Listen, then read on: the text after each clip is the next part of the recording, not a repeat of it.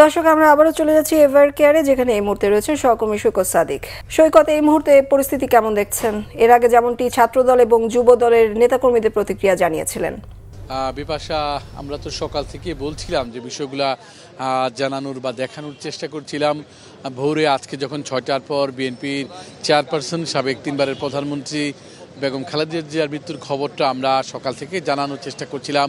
আমি এবং আমার বেশ কয়েকজন সহকর্মী এখন আমরা এভারকেয়ার হাসপাতালের সামনে থেকে জানানোর চেষ্টা করছিলাম, দেখানোর চেষ্টা করছিলাম যে এখানে সময় যত গড়াচ্ছে বিএনপির নেতাকর্মীদের উপস্থিতি তত বাড়ছে। গত কয়েকদিন ধরেই কিন্তু বাংলাদেশের আবহাওয়া, বৈরী আবহাওয়া, কনকনে শীত, তার সাথে সাথে গুড়ি গুড়ি বৃষ্টির মতো পড়ছেন। সেই পরিস্থিতিতেই কিন্তু এভারকেয়ার হাসপাতালের সামনে নেতাকর্মীদের যে উপস্থিতিটা, নেতাকর্মীরা তাদের যে হৃদয় আজকে ভেঙে গেছে, তাদের যে মন ভেঙে গেছে। গত 25 ডিসেম্বর যখন বিএনপির ভারপ্রাপ্ত চেয়ারম্যান জনাব তারেক রহমান 17 বছর 3 মাস পর বাংলাদেশে আসেন, প্রিয় নেতাকে কাছে পেয়ে সারা বাংলাদেশের বিএনপি নেতাকর্মীরা যে এক ধরনের চাঙ্গা ভাব তৈরি হয়েছিল, তাদের মধ্যে যে এক ধরনের উৎসাহ, এক ধরনের উদ্দীপনা, সেই জায়গা থেকে কিন্তু আজকে আবার তাদের মধ্যে এক ধরনের হতাশা, এক ধরনের কষ্ট আমরা সকাল থেকে বারবার দেখাচ্ছিলাম যে ছাত্রদল, যুবদল, কেন্দ্রীয় নেতাকর্মীদের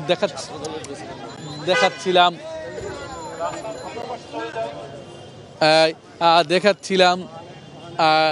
এখন আমরা বিএনপির একজন নেত্রীর সাথে একটু কথা বলবো, তাদের মুখে শুনবো আজকের দিনটা নেত্রীর ব্যাপারে যদি একটু বলতেন। আসলে বাংলাদেশের জন্য এমন নেত্রী আর অতীতে ছিল না, ভবিষ্যতেও আসবে কিনা আমরা জানি না। খালেদা জিয়ার কোনো বিকল্প হতে পারে না। খালেদা জিয়া মানে বাংলাদেশের অবিসংবাদিত নেত্রী হচ্ছেন খালেদা জিয়া। আজকে হঠাৎ করে যে খবরটা সমস্ত বাংলাদেশে চাউর হলো, বাংলাদেশের মানুষ এই খবরটার জন্য প্রস্তুত ছিল না। এটার জন্য প্রস্তুত না থাকলেও এটাই সত্যি যে খবরটা মেনে নিতে হবে। আমরা এটুকুই শুধু বলতে চাই, আল্লাহ উনি আমাদের জন্য অনেক করেছেন, আমরা ওনাকে তার বিনিময়ে কিছুই দিতে পারিনি। তার বিনিময়ে জেল জুলুম হুলিয়া ছাড়া আমরা কিছুই দিতে পারিনি। শেষ জীবনগুলো উনি যে কষ্টে কাটিয়েছেন, আল্লাহ নিশ্চয়ই ওনাকে বেহেশতের সর্বোচ্চ জায়গায় স্থান দিবেন। শেষ জীবনগুলো একজন ফ্যাসিস্ট ওনাকে যে টর্চার করেছেন, যে টর্চারটা নিয়ে ওনাকে চলে যেতে হলো, সেইখানে আমরা এইটুকুই বলবো যে আল্লাহ যেন ওনাকে অনেক অনেক ভালো জায়গায় রাখেন, আমাদের এইটুকুই প্রত্যাশা। আপা, ভেতর থেকে যেহেতু আসলেন, কোনো জানাজা বা দাফনের বিষয়ে কোনো কিছু? দেখেন, সরকারের দিক থেকে ক্যাবিনেট সভায় আমাদের মহাসচিবকে ডেকেছেন, আপনারা জানেন। সরকার বসবেন, আবার বিএনপির স্থায়ী কমিটির সদস্যরা মিটিংয়ে বসছেন, বেলা 12টার দিকে বসবেন, সেই ডিসিশনে আমরা পরে চিন্তা করব। যে আপনারাই জানবেন নিশ্চয়ই, যারা ব্রিফ করবেন তারাই জানাবেন যে কখন। আগামীকালকে জানাজা হবেন এটা জানি, বাট কখন কিভাবে এটা ওনারাই জানেন। ওই মিটিং থেকে ডিসিশনটা আসবে। দর্শক শুনছিলেন যে কেন্দ্রীয় একজন নেত্রী, তিনি বললেন যে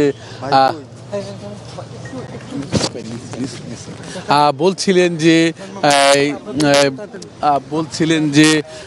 যে দাফনটা বা জানাজাটা সেটা আগামীকালই হবে, সেটা আজকে সিদ্ধান্ত নেবে বিএনপির যে স্থায়ী কমিটির।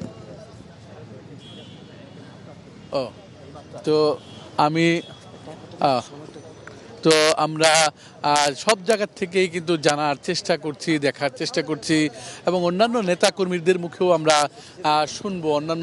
শুনবো যে এই যে আসলে আজকে প্রিয় নেত্রীকে হারিয়ে প্রিয় নেত্রীর যে শোক, সেটা আমরা তাদের মুখে থেকে শুনবো যে আসলে গণতন্ত্রের নেত্রীকে হারিয়ে তারা আজকে কেমন শোকের মধ্যে আছেন। যদি একটু বলতেন। আজ আমরা শুধু আমাদের নেত্রীকে হারায়নি, সমগ্র জাতি, দেশ আজ গণতন্ত্রের যিনি মা জননী, মাদার অফ ডেমোক্রেসি, যাকে বাংলাদেশের মানুষ আপসীন তকমা দিয়েছিলেন, সেই নেত্রীকে সমগ্র জাতি হারিয়েছে। আমরা সমগ্র জাতি আজ গভীরভাবে শোকাহত। মানে আমি এক্সট্রিমলি সরি, আমি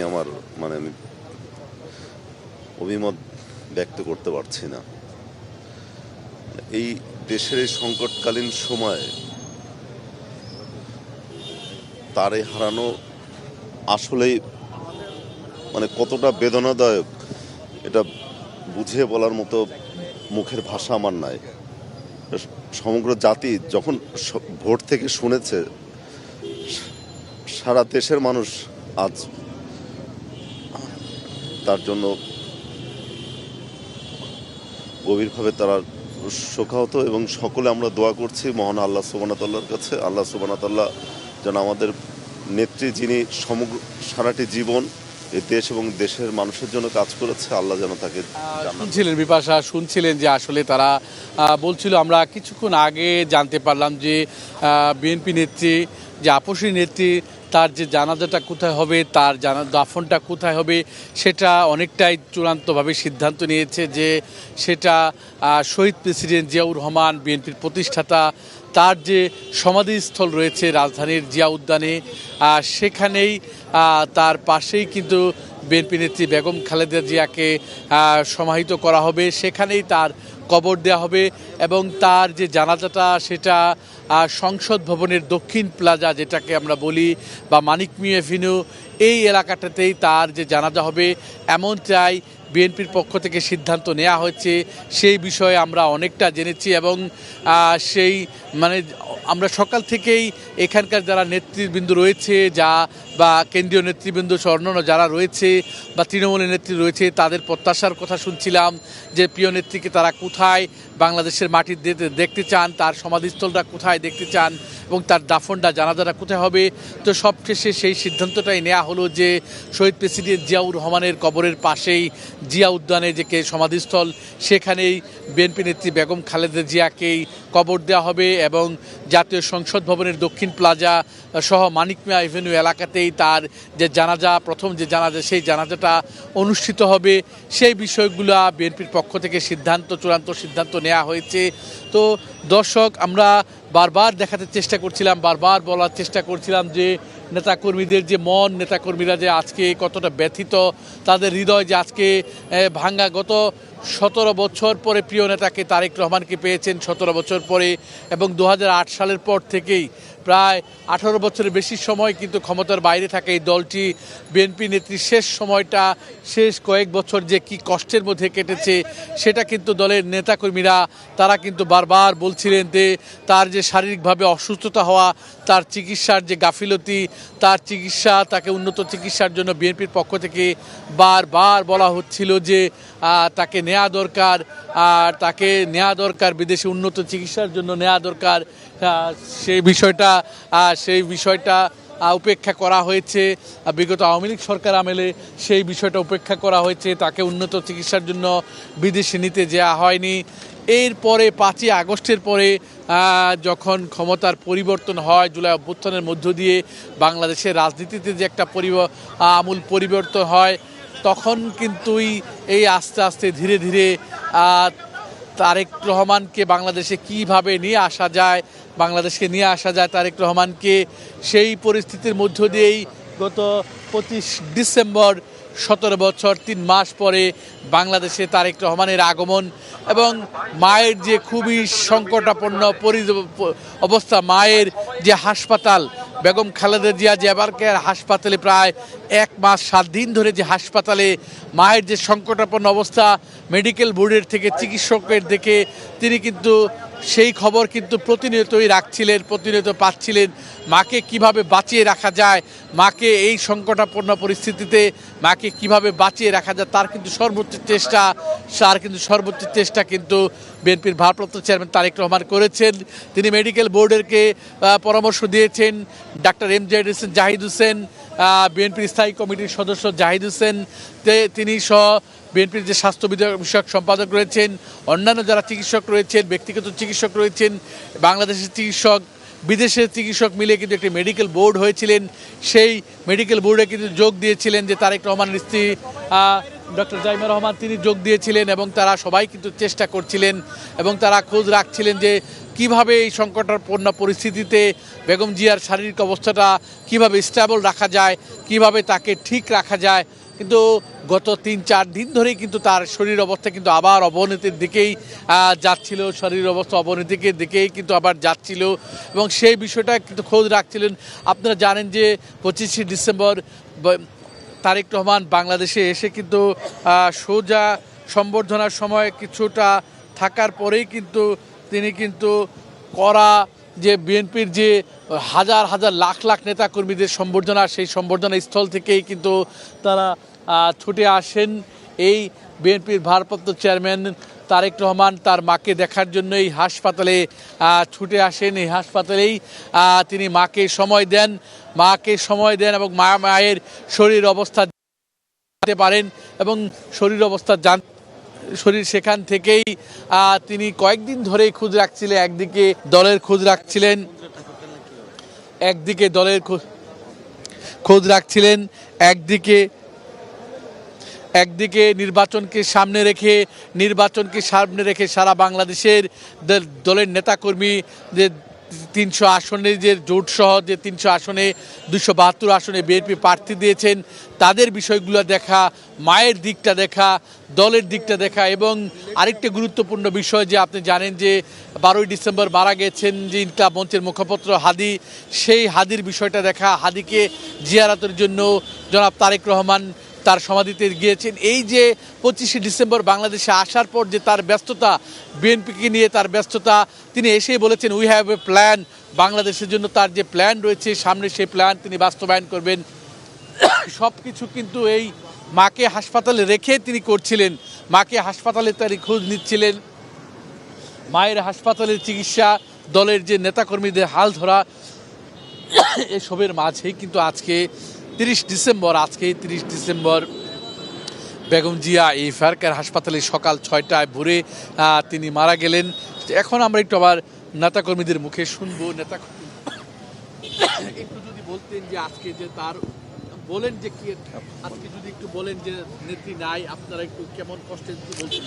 আজকে আমাদের সবচেয়ে শোকাহত দিন। বাংলাদেশের ইতিহাসে মনে হয় এমন একটি নেত্রী, কিংবদন্তি নেত্রী, যিনি গণতন্ত্রের জননী হিসাবে পরিচিত, যিনি কখনো আপোষ করেননি সংগ্রামের সাথে, সেই সংগ্রামের একজন নেত্রীকে আমরা হারিয়ে অনেক বেদনাকান্ত এবং শুধুমাত্র আমরা না, দলের না, সারা বাংলাদেশ আজ কাঁদছে। সারা বাংলাদেশের জনগণের হৃদয়ের মানুষ ছিলেন তিনি, অন্তঃস্থলের মানুষ ছিলেন তিনি। আমাদের এই দুর্যোগ সময় বাংলাদেশে তিনি যদি থাকতেন, আমাদের সামনের ভবিষ্যৎ, বাংলাদেশের ভবিষ্যৎ অনেক এগিয়ে যেত। শুধুমাত্র তাই নয়, বাংলাদেশের ইতিহাসে যদি আমরা স্বাধীনতার সার্বভৌমত্বের প্রতীক হিসাবে যদি আমরা কাউকে এককভাবে চিহ্নিত করি, তিনিই হচ্ছেন দেশনেত্রী বেগম খালেদা জিয়া, যিনি সার্বভৌমত্বের প্রশ্নে যিনি বলেছেন এই দেশের জন্মেছি এবং এই দেশেই আমার ঠিকানা, এই ঠিকানা ছাড়া আমি কখনো যাব না। তিনি ছেলে হারিয়েছেন, তিনি বাড়ি হারিয়েছেন, তিনি জেল খেটেছেন, তবুও কখনো আপোষ করেননি। এমন নেতার বাংলাদেশে হাজারো বছরে পাবো কি না সন্দেহ রয়েছে। সামনে আসো। জি, আমরা অত্যন্ত আসলে শোকাহত। আজকে আমাদের অত্যন্ত প্রিয় দেশনেত্রী বেগম খালেদা জিয়া আজকে সকালে মৃত্যুবরণ করেছেন।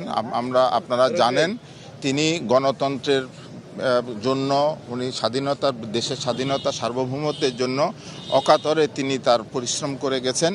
আমরা আজকে এই দেশনেত্রীকে হারিয়ে আমরা আসলে অত্যন্ত বেদনাহত। আমরা বেদনার সাথে আমরা ভাষা হারিয়ে ফেলেছি। ওনাকে আমরা হারিয়ে, ওনার মতো নেত্রী বাংলাদেশে জন্ম নেবে না। ওনার জীবনের সব কিছুই উনি স্যাক্রিফাইস করেছেন। উনি কখনো আমাদের এই যত সংকট তৈরি হয়েছে, সংকটময় মুহূর্তে উনি এই দেশের জনগণকে রেখে তিনি কখনো উনি কোথাও যাননি। সুতরাং আমরা খুব শোকাহত, যেহেতু তার দিক নির্দেশনা এবং তার নেতৃত্বে আমরা ছাত্র রাজনীতি করেছি। আমাদের 18 কোটি মানুষের মা, আপসীর নেত্রী, যিনি দেশের মানুষকে রেখে বিদেশে যায়নি, তিনি দেশের জন্যই সবসময় তার মনটা ছটফট করতেন। আমাদের মা, আমাদের অবিস্মরণীয় মা এবং আপসী নেত্রী ছিলেন যে 18 কোটি মানুষের এবং বিশ্বের সেরা মানুষ ছিলেন, সেই হলো আমাদের আপসী নেত্রী দেশনেত্রী এবং খালেদা জিয়া। তিনি আমাদেরকে কাঁদিয়ে চলে গিয়েছেন, আমাদের 18 কোটি মানুষকে কাঁদিয়ে চলে গিয়েছেন। তিনি এই দেশের জন্য এবং মাটির মানুষের জন্য করে গিয়েছেন এবং তৃণমূল নেতাদের জন্য এবং বিএনপির পরিবারের জন্য করে গিয়েছেন এবং সাধারণ মানুষের জন্য করে গিয়েছেন। তিনি একটা ইতিহাসের অন্যতম নক্ষত্র ছিলেন, শহীদ রাষ্ট্রপতি বিধবা পত্নী দেশনেত্রী বেগম খালেদা জিয়া। আমরা তার জন্য শোকাহত, তার আত্মার মাগফিরাত কামনা করছি এবং দেশের মানুষ তার জন্য কাঁদছেন এবং ভারাক্রান্ত মানুষ, এরকম মা আমরা পাবো কিনা আমার জানা নাই। তাই আমরা শোকাহত এবং দেশবাসী শোকাহত। তার আত্মার মাগফিরাত কামনার জন্য, দেশের মানুষের জন্য এবং মাটির মানুষের জন্য তার স্মরণীয় থাকবেন এবং 18 কোটি মানুষ তার জন্য স্মরণীয় থাকবেন। আসসালামু আলাইকুম ওয়া রাহমাতুল্লাহ। আমরা বেগম খালেদা জিয়ার মৃত্যুতে অত্যন্ত গভীরভাবে আমরা ভারাক্রান্ত এবং আমরা বেদনাদায়ক। আজ বাংলাদেশের 18 কোটি মানুষ, শুধু মুসলমান নয়, যারা অন্য ধর্মের লোক আছে তারাও আজকে অত্যন্ত ভারাক্রান্ত মন নিয়ে। উনি একজন আপসী নেত্রী। উনি বলেছেন, উনি শত কষ্টের মধ্যেও উনি যখন দেশ ত্যাগের কথা বলছেন, উনি বলছেন না, এটা আমার জন্মভূমি, এটা আমার স্বামীর দেশ, এ দেশ ছেড়ে আমি কোথাও যাব না।